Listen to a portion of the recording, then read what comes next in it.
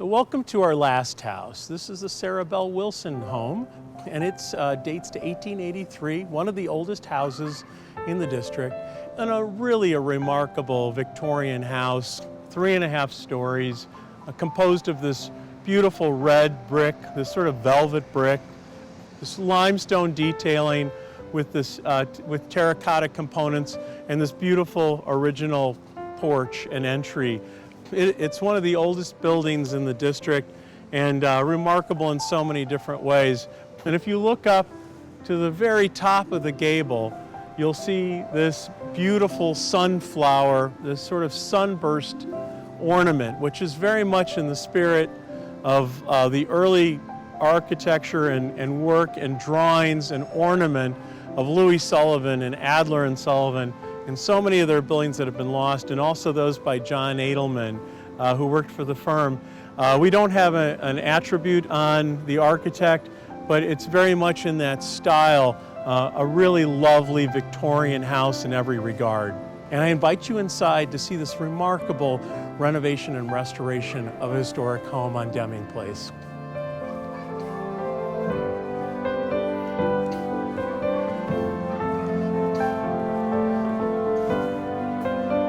Come inside.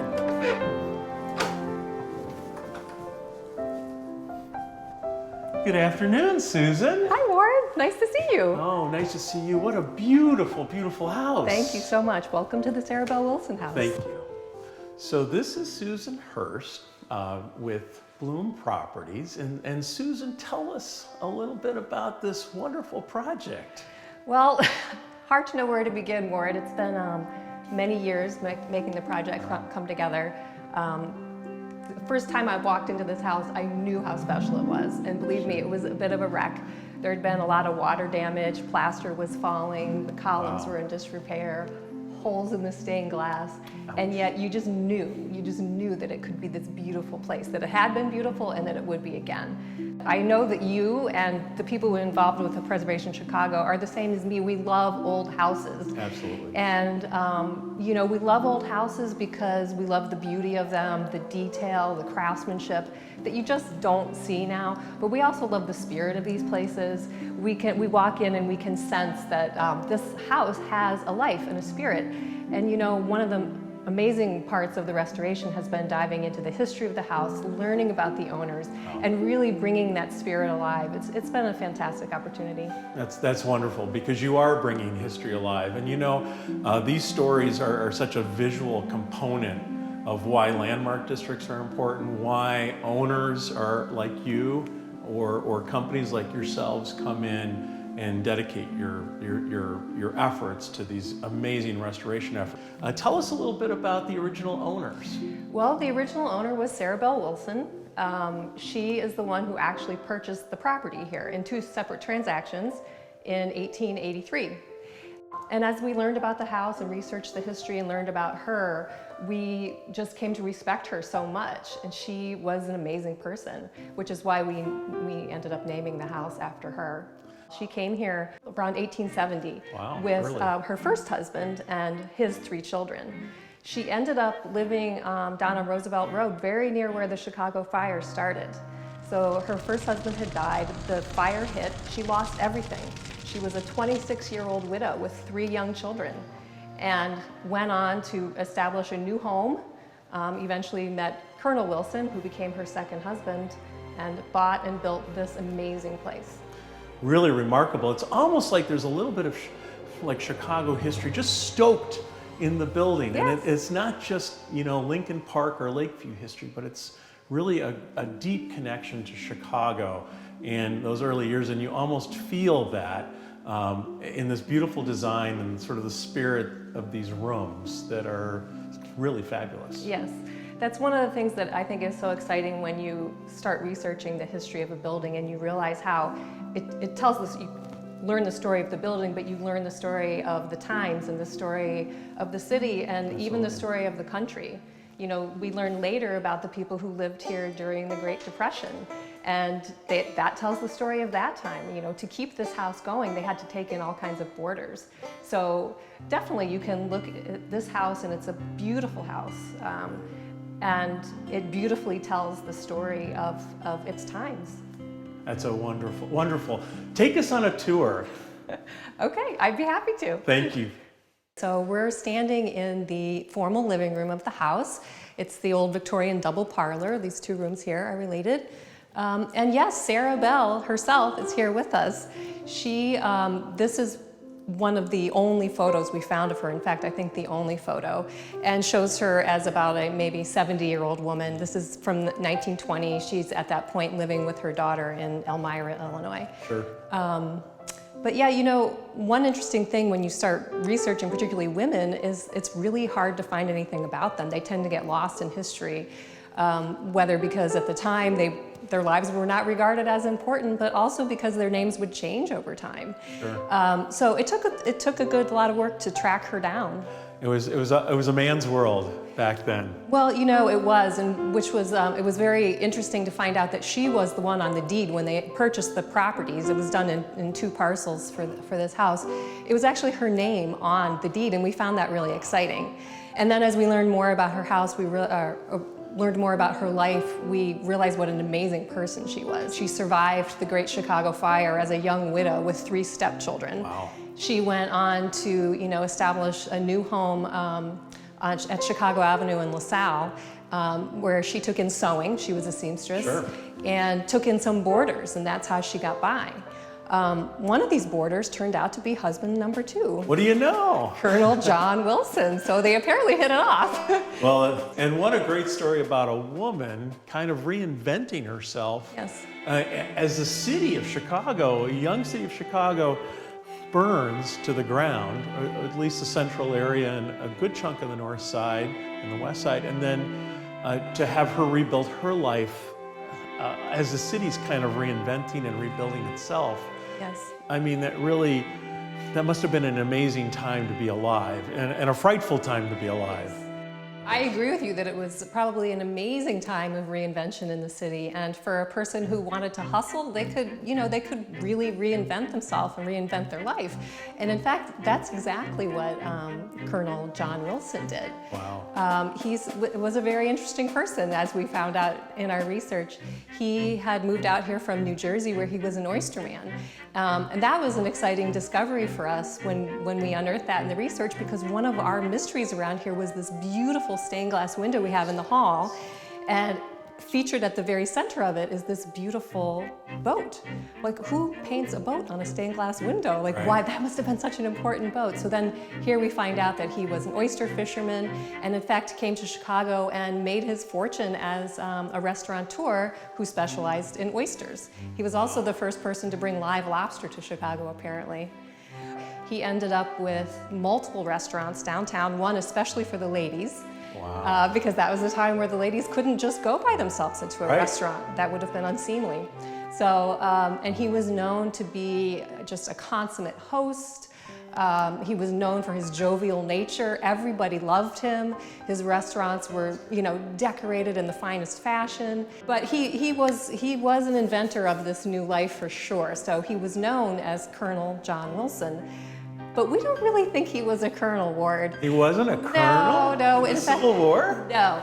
In fact, we believe that the closest he got to being a colonel in the Civil War was registering for the draft. Oh my. Yeah, as far as we can tell, he never actually served in the Civil War. We even had a Civil War historian look at this beautiful photo that we have of him. He looks quite handsome and dashing in his uniform. Sure. But there's a number of problems. The epaulette on his uniform is that of a brigadier general. The buttons on the uniform are that of a private. Oh my gosh. And apparently he's not posed the way a colonel would have been posed. That would be a very specific thing. So, master of invention. What did Sarah Belle Wilson get herself into here? I don't know. They've certainly had many ups and downs in their life, and we imagine that living in this home was one of the ups. We picture them here, Sure. And entertaining their friends. It was probably a house that was full of friends and we hope laughter, and it was certainly full of beauty as well. With all the beautiful flowers we see around here, and you've noticed the sunflower motif outside. So we think as they designed the house, that must have had special meaning to them. That's really spectacular, and that's something that Frank Lloyd Wright actually picked up on in his career too, and people like George Mayer, where they carried a theme through the house, and they united the earth and the surroundings to the house, and the house was sort of coming from the earth. So thank you. Should we go into the next room? Sure, let's head to I'm the dining room. excited. Thank you. Main aim the whole time was to honor the house, to bring back everything that we could bring back, and then also where we had to fill in the blanks to make them in the spirit of the house. Hello. Hello, we're in the dining room.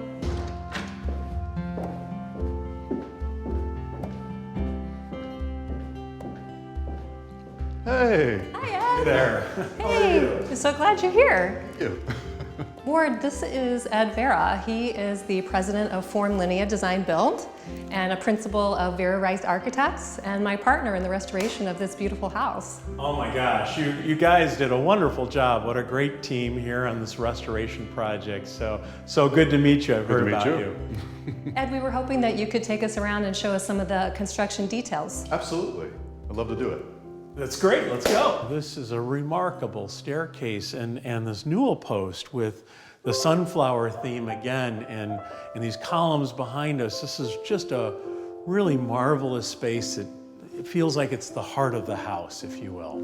It truly is a beautiful space, but it wasn't always like that. When we came in, there was a lot of water damage throughout the column areas, and then the stair was full of paint and off square.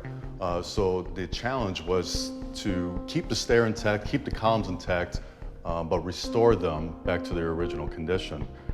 So it was truly a big undertaking to get everything back to the way we imagined it was. It's gorgeous in every regard. So my hat's off to you both. Well, there were about 100 years worth of paint on these surfaces, and it took probably a year and 2 different workers to strip all of it off, but so worth it. I mean, to see these flowers come back to life.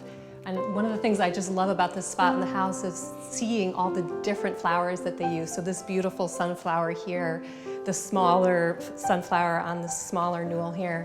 And then when you look at the top of the columns, the sunflowers with the stems coming down and then that burst of leaves. I mean, it's just an amazing spot in the house. You know, all of the flower detail in the surrounds here. It's just... In fact, in trying to source some of the missing pieces that were here, we believe that we found one of the original companies that supplied. At least they were around during the time of the construction of this home. That's remarkable. Yeah. Really? So it was really nice, and they were able to replicate some of these pieces for us. And you really do feel like you're in 1883 when you're standing in this space and looking upward, and it's so inspiring. You almost want to go upstairs. We can do that. But as a builder, Ward, we have to start downstairs because there's a big undertaking down there as well. Okay, sounds good.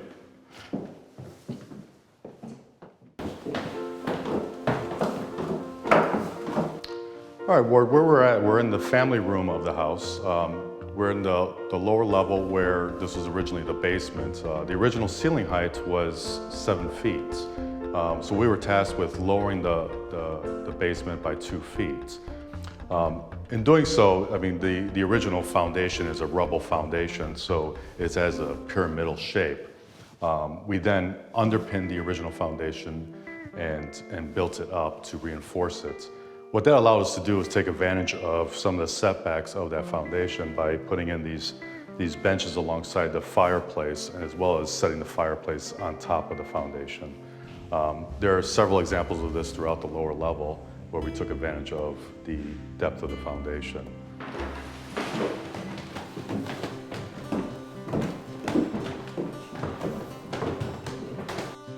So now we're on the second floor in the primary bedroom of the house, and we made a very interesting discovery. When Ed and his crew went to take apart this fireplace as part of the restoration, he found something really interesting here. Yeah, I did. So when we started to take apart the fireplace to restore the firebox, we noticed on the underside of the main mantle here that it said Wilson Front Chamber, March 1884. I took a picture of it right away and sent it to Susan, and obviously with excitement, they gave them a good starting point on how to research the home, or at least from a date standpoint. And then the other interesting thing about this fireplace is that we were able to source the original stone back to Tennessee. It's a Tennessee marble, so that allowed us to replace the hearth. So Ward, one of the last projects we have left to do at the house is restoring all these beautiful old pocket shutters, and that's been another huge job, right, Ed? It absolutely has been. The pocket shutters are designed to sit within the windows, and then obviously you can fold them out to close up the windows. And so we had to take the painstaking challenge of taking every shutter down and labeling them on the plans to make sure they go back into the original location. They were pretty full of paint. There was a lot of paint on some of these shutters, and right in front of us is an example of one of the original shutters that was pretty dilapidated. So we actually went through the process of stripping every shutter down and restaining them, like you see on the next to Susan. And then our last challenge is to put them all back up. These pocket doors are just amazing. So Ward, here we are in the library, and one of the challenges we had in here was restoring these monumental pocket doors. They were fully painted and stuck in the pockets, and pulling them out was a challenge. The other thing too is, since we wanted to keep the original parts of the house intact, we had to also restore the original hardware that these are writing on. So this was fully exposed at some point to restore the hardware, greased it up and put them back together. And then the doors were fully stripped and restained. And so now they're pretty good operation right now for a little over 100 years. And so we think that looks good. The other thing that we discovered when we were stripping all the paint off the trim was that the bullets up here were non-existent. And the flowers that you see above were not there as well. When we stripped off the layers and layers of paint, we noticed that there were some original circles underneath, which implied that there were these bullet pieces of trim. And then the flowers above, there was a piece of board over the fluted trim that you see there. When we popped that off, we saw the original circles there that would hold the flowers. So we actually replicated about 60 flowers or so to replace all the missing flowers. For fun, there were 2 original flowers that we did keep that we painted. And as a gift to Susan, I gave her one, and then there's another one in the house that only I know where it's at. Now we're in the Goodrich Library, and we've named it after a family that lived here for quite some time. They purchased the house in 1892 and lived here until the 1920s. I did a little research on the Goodrich family, and it turns out Horace was born in Chicago in 1837. And that's kind of an amazing year, because that's the year Chicago was incorporated as a city. And I understand that his parents arrived a little earlier, so they would have been sort of an early pioneering family of Chicago, involved in Northwestern University and probably establishing the town of Chicago in some way, and then being one of the first children, sort of, if you will, born into the new city, all right, as it was developed from a town into a city in 1837. So Horace Goodrich, he became a very successful businessman, in real estate and finance, also very active civically. I think helped develop the Chicago Historical Society. Like you mentioned, Northwestern, I think he was in the first graduating class from Northwestern. That's fabulous. And he lived here with his wife, Alice. It was his second wife. And they had 3 children here, a son and 2 daughters. The daughters came out in society, were presented in society, and there were a couple of weddings at the house. Their daughter Harriet was actually married here. Their daughter Gladys, who was widely talked about as a great beauty in society, married into a prominent family, the Logans. They were married in the church right over on Fullerton. My pictures of that day are just amazing. I picture Gladys walking down the beautiful staircase here in her wedding gown, and the whole wedding party going over the beautiful wedding at this church over here on Fullerton. And then the reception was held here in the house. So you can picture it just full of friends and family celebrating this amazing occasion. We also like to think about her having all of her wedding presents laid out on the dining room table to display, because that's what you would do. You would show everybody and what you had received. You feel that you're part of history by just walking through this house, and what a lovely opportunity this would be to live here. And it would really be a blessing in so many ways. Oh yeah, I do. I picture like what are the next years going to be for this house, and you know, hopefully there'll be a lucky family who lives here and adds to that story and feels that spirit just the same way we do, and enjoys the beauty of it just like we do. That's wonderful, that's wonderful. And you know, it is amazing to see the sunflower theme in these beautiful pocket doors that we see throughout the first floor, and of course in the trim work, and again on the exterior of the building. And you know, this really was sort of the sunflower was a sort of a symbol of unconditional love and faith, and that's really a beautiful tie-in to all these wonderful family stories and this Chicago history that's woven into the fabric of this house. So Susan, I just want to thank you on behalf of Preservation Chicago, our Preservation Circle members, and citizens of Chicago for your commitment to this wonderful house, the Sarah Belle Wilson House. Earlier today, we took a walk through this district, the Arlington-Deming district. It was a district that we helped to encourage its designation with a lot of our partners. It's really an amazing district of buildings. This sort of encourages projects like yours that really recognize the special qualities of these buildings.